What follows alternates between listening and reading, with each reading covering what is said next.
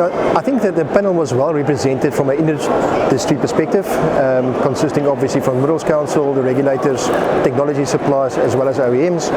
And my sense is the agreement between all parties is that it's got to be a collaborative solution in terms of CPS ecosystem, where every party or every contributor has got a part to play in making sure that we achieve zero harm.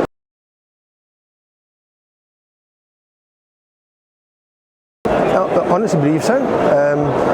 PDS, based on technology, people are adopting technology at a business place, but as well in their personal life. If you look at people adopting cell phone banking, smartphones, so people are adopting technology.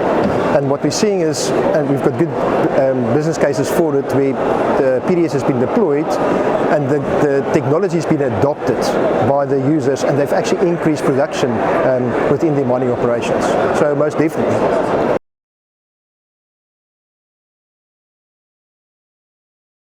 So I think South Africa is probably leading some of the developments.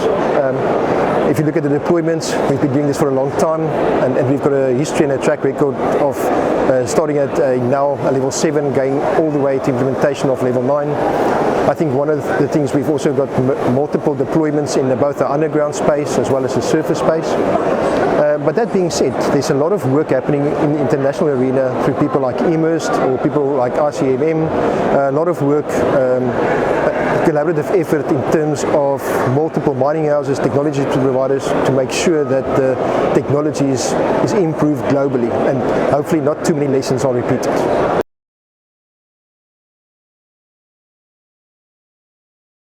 So what we found in the last couple of years, since the increased emphasis on compliance, is that some of our customers are just wanting to put PDS in for the sake of it, not understanding the technology or the limitations thereof.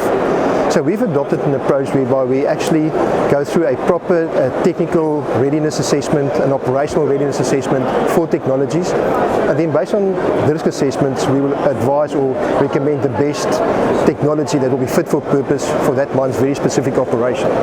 And what we do is we complete that process before we even start deploying any of the equipment on site.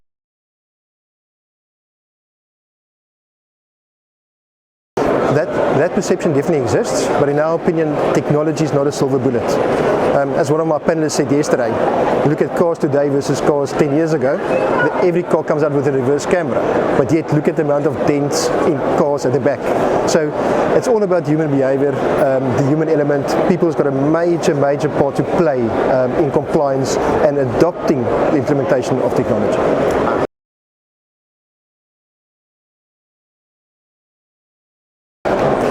I think you're right, last year was not a great year for the industry, and hopefully we will continue to make strides and improvements to reduce that level. But the reality is we've got to work collectively as an industry in South Africa, focusing on the important things, the things we can change, technology that's available to actually drive zero harm.